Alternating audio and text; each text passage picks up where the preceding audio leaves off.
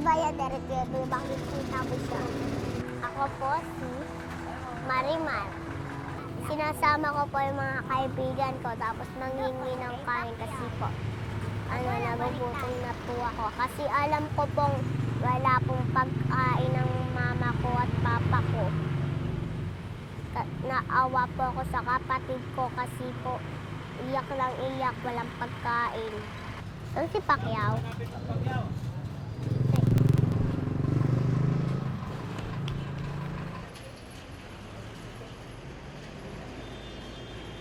Ayun na, diditiwan. Halika. Tawag ka. Sa murang edad, sanay na sa kalye ang magkaibigang Marimar at Pacquiao.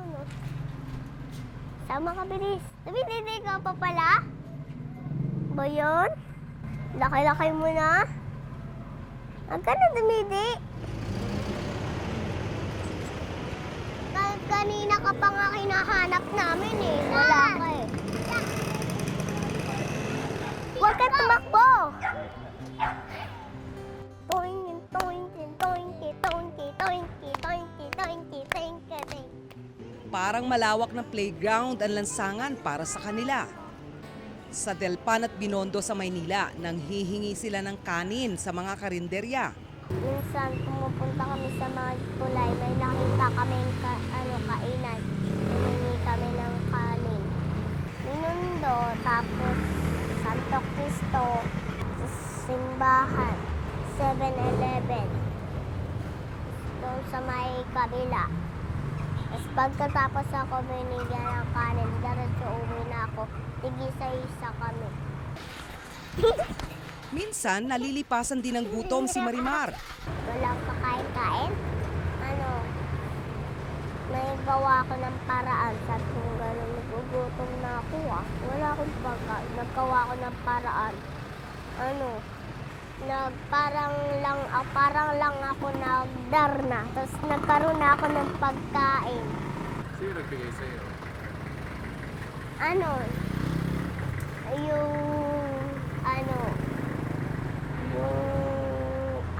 Chinese. Walang trabaho ang nanay ni Marimar. Pedicab driver naman ang kanyang tatay-tatayan. 2 ang kapatid niya. Kasi nagugutom daw yung kapatid niya. Ano po sinasabi niyo sa kanya? Nagalitan ko. Bakit niyo po pinapagalitan? Sabi ko masama yun. Tapos po, ano po sinasabi niya? Sabi daw kawawa daw yung kapatid niya. Bakit daw po? Gugutom.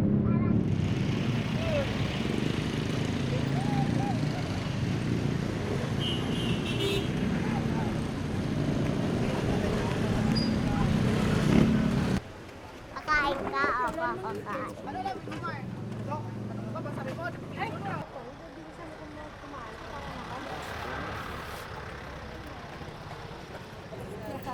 Kutsara, ate.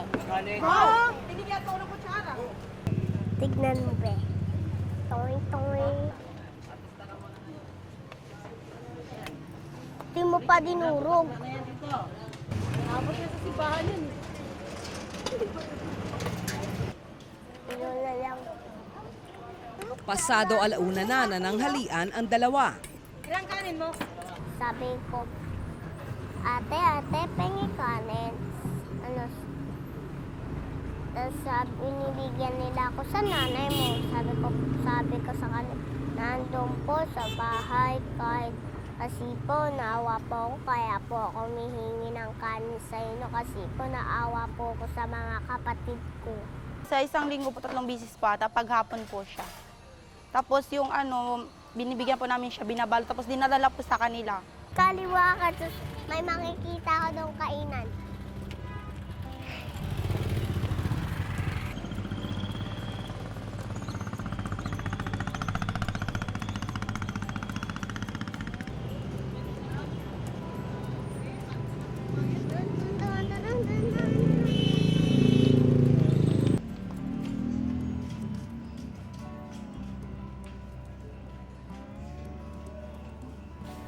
Ano sa inyo? Aray, pahingi ng kanin.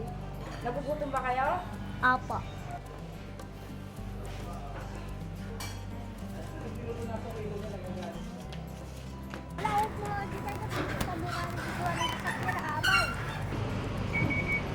Ayaw ni Marimar na nagugutom ang maliliit na kapatid.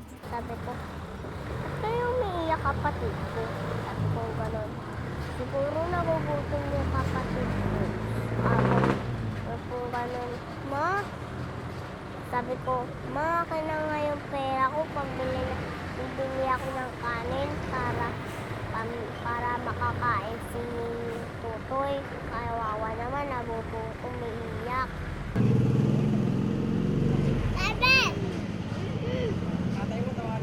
Hindi alam ni Marimar kung ang kanin na nahingi niya ay mas lusundan pa sa araw na ito.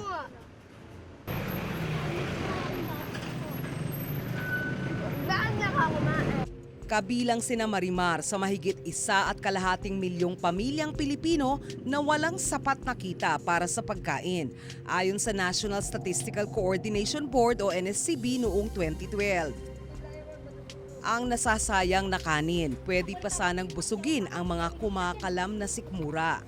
Siyempre, kung marami kang nakikitang pagkain, ang tendency mo mag-aksaya. So, sana doon naman sa mga medyo nakakaalwan, huwag namang,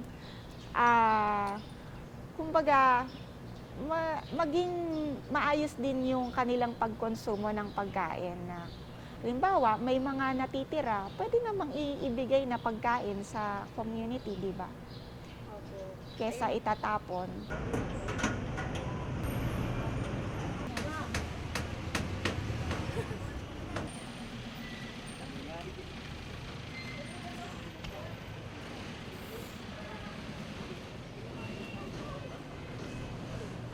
Pumapasok sa daycare center ng barangay si Marimar. Gusto mong napupunta sa school? Opo. Sige, bakit? Kasi po, gusto ko kasi lumaki na matulungan ko mama ko. Kasi, katulad, kunyari, hindi sila nag-eskwela. Pag laki ko, pag may nangingi sa akin ng mga bata ng pagkain, bibigyan ko naman. Kaya nagsusunod. Katulad ng malaki na ako, katulad ng maliit pa sila. Nanghihingi sila ng pagkain, bibigyan ko naman sila.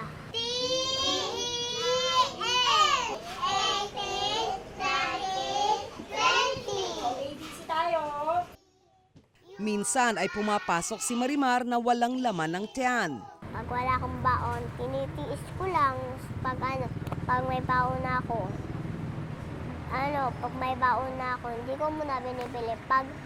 Pag tuwing labasan na, kunyari, labasan na, kaya saka ako na binibili. Sabi ko na lang, kung walang baon, okay lang. Kasi yung mga ibang student dito, sobra-sobra yung mga baon. So, ang ginagawa ko na lang, isinishare na lang namin kay Marimar yung ibang mga baon ng mga bata. Kaya ang sabi ko sa kanya, pag wala kang baon, okay lang. Sapat na pagkain ang pangarap ni Marimar. Asan yung sa'yo? Bago sila magtanda, habang hindi pa sila matanda, tutulungan ko na agad sila. Tapos, nagtrabaho na ako, pagkatapos ko magtrabaho, ayusin ko muna pag-aaral ko. Makatapos lang ako ng graduate, tutulungan ko na mama ko, papa ko.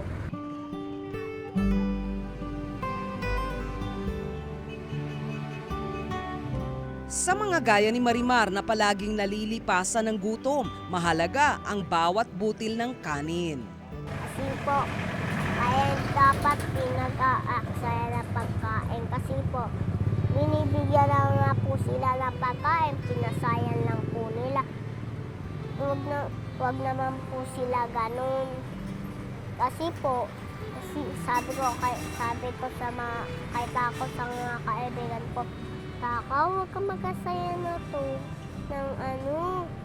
ng pagkain. Sayang lang. At kainin mo lang kung ayaw mo, bigay mo na sa mama mo. Kasi pag tinapon mo yan, masasayang pa at nagagabaan pa tayo.